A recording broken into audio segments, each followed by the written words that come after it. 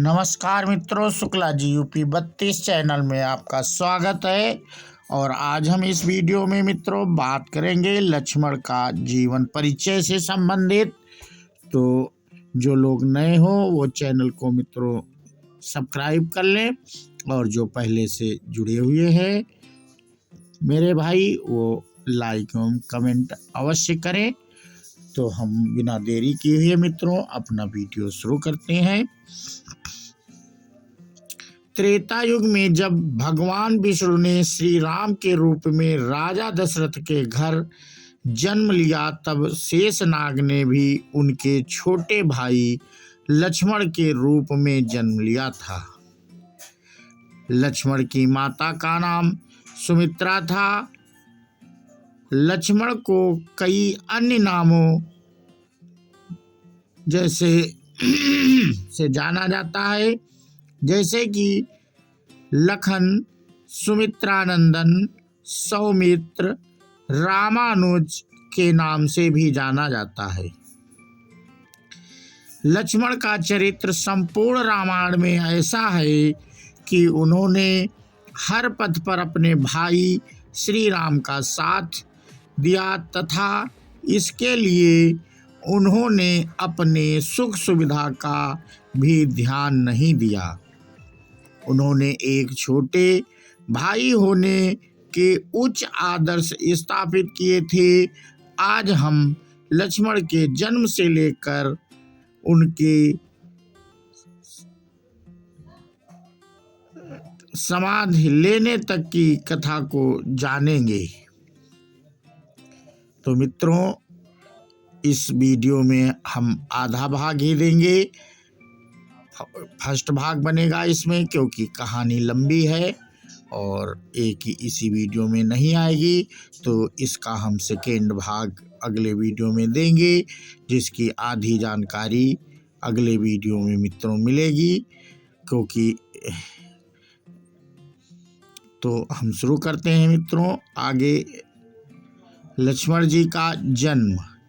जब अयोध्या नरेश दशरथ के घर भगवान श्री राम का माता कौशल्या के गर्भ से जन्म हुआ, तब लक्ष्मण ने दशरथ की तीसरी पत्नी माता सुमित्रा के गर्भ से जन्म लिया।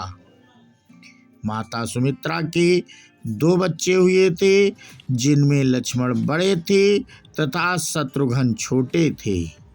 इसके अलावा दशरथ की दूसरी पत्नी से भरत का जन्म हुआ था। सभी भाइयों में श्री राम सबसे बड़े थे, तथा लक्ष्मण का शुरू से ही अपने भाई श्री राम से बहुत लगाव था। लक्ष्मण की शिक्षा। विद्या ग्रहण करने की आयु हो जाने पर लक्ष्मण को श्री राम व अन्य भाइयों सहित महर्षि वशिष्ठ के गुरुकुल में भेज दिया गया।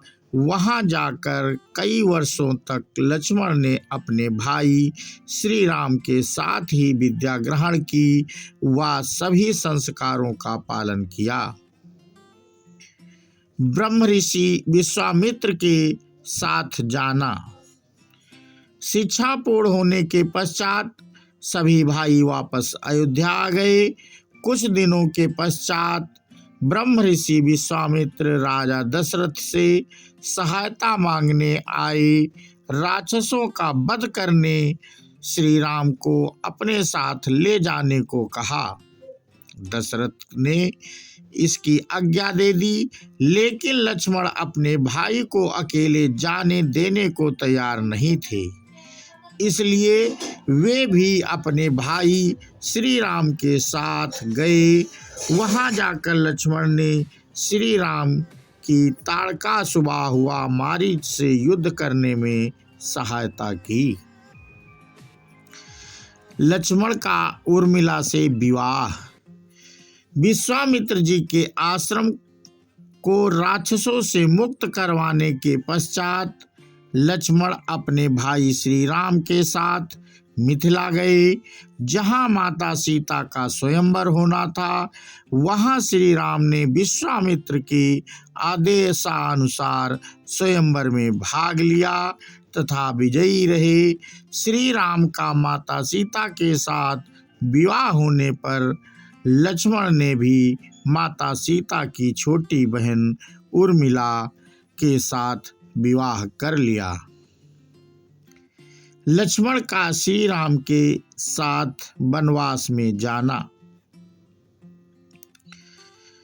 लक्ष्मण का अपने भाई श्री राम के प्रति प्रेम किसी से भी छुपा नहीं है। श्री राम के विवाह के कुछ दिनों के पश्चात दशरथ ने श्री राम के राज्याभिषेक की घोषणा कर दी थी। यह सुनकर लक्ष्मण बहुत उत्साहित थे तथा उत्सव की तैयारियां कर रहे थे, किंतु अगले दिन उन्हें ज्ञात हुआ कि महाराज दशरथ ने कैकेयी को दिए वचन के अनुसार भरत के राज्याभिषेक करने का निर्णय लिया है तथा श्री राम को 14 वर्ष का कठोर वनवास सुनाया गया है। अपने भाई श्री राम का यह अपमान देखकर लक्ष्मण क्रोधित हो उठे तथा अपने ही पिता के समक्ष विद्रोह पर उतर आए थे। वे तो दशरथ के साथ युद्ध कर उनसे अपने भाई के लिए राज्य लेने पर भी उतारू हो गए थे, लेकिन श्री राम के समझाने पर वे शांत हो गए थे। लक्ष्मण ने श्री राम को वनवास में जाने से बहुत रोका, लेकिन जब उन्हें एहसास हो गया कि श्री राम वनवास में जाएंगे ही, तो उन्होंने अपने भाई व भाभी के साथ वन में जाने का निर्णय लिया। लक्ष्मण का कठोर बलिदान। श्री राम के साथ वन में जाने का निर्णय जब उन्होंने अपनी माता सुमित्रा को बताया तो वे अत्यधिक प्रसन्न हुई। उन्होंने लक्ष्मण को आशीर्वाद देकर कहा कि जहाँ भी श्री राम का वास है वहीं तुम्हारी अयोध्या है, इसलिए 14 वर्षों तक श्री राम की मन लगाकर सेवा करना व उन्हें कोई कष्ट मत होने देना। इसके बाद लक्ष्मण अपनी पत्नी उर्मिला से मिलने गए। तब उनकी असली परीक्षा की घड़ी आई। माता सीता ने अपने पति की सेवा करने के लिए उनके साथ ही वन में जाने का निर्णय लिया था, तो वहीं उर्मिला भी लक्ष्मण की सेवा करने के लिए वन में जाना चाहती थी। तब लक्ष्मण ने उर्मिला से कहा कि वे वन में श्री राम व माता की सेवा करने जा रहे हैं और यदि उर्मिला भी उनके साथ होगी तो वे सही से श्री राम की सेवा नहीं कर पाएंगी। साथ ही श्री राम व माता सीता के जाने से उनकी माता कौशल्या बहुत व्याकुल हो जाएंगी, तो उर्मिला को 14 वर्षों तक माता कौशल्या की सेवा करनी होगी व उनका ध्यान रखना होगा। इसके साथ ही उन्होंने उर्मिला से 14 वर्षों तक आंसू नहीं बहाने का कठोर वचन ले लिया। यह कहकर लक्ष्मण अपने भाई व भाभी के साथ एक वनवासी के भेष में अयोध्या छोड़कर वन में चले गए। अपने वनवास के शुरुआती चरण में चित्रकूट में कुटिया बनाकर रह रहे थे। तब उन्हें भरत का सेना सहित वहां आने की सूचना मिली। तब लक्ष्मण को यह लगा कि भरत सेना सहित श्री राम का वध करने आ रहा है, ताकि भविष्य में प्रकट होने वाली संभावनाओं को समाप्त किया जा सके। यह देखकर लक्ष्मण ने भरत से युद्ध करने के लिए अपने अस्त्र उठा लिए।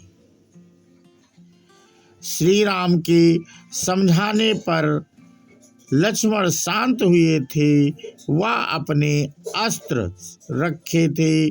तब भरत के आने का औचित्य व अपने पिता दशरथ की मृत्यु का समाचार सुनकर लक्ष्मण अधीर हो गए थे। वह विलाप करने लगे थे। उन्होंने श्री राम के साथ अपने पिता दशरथ को श्रद्धांजलि दी।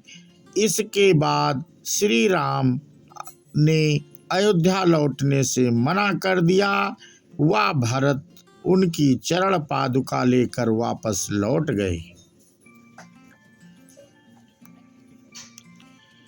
14 वर्षों तक श्री राम व माता सीता की कठोर सेवा की। लक्ष्मण की सेवा व भक्ति को व्यक्त किया जाए तो शायद शब्द कम पड़ जाएंगे। सबसे पहली बात तो वे दिन भर श्री राम की सेवा करते व उनके लिए भोजन इत्यादि की व्यवस्था करते। पहले वे अपने भाई व भाभी को खिलाते व उसके बाद बचा हुआ ही स्वयं खाते।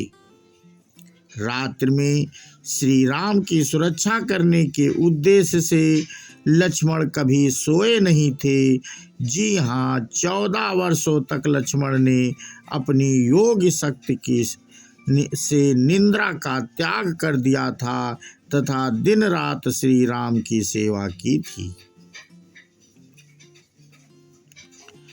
शूर्पणखा की नाक काटना।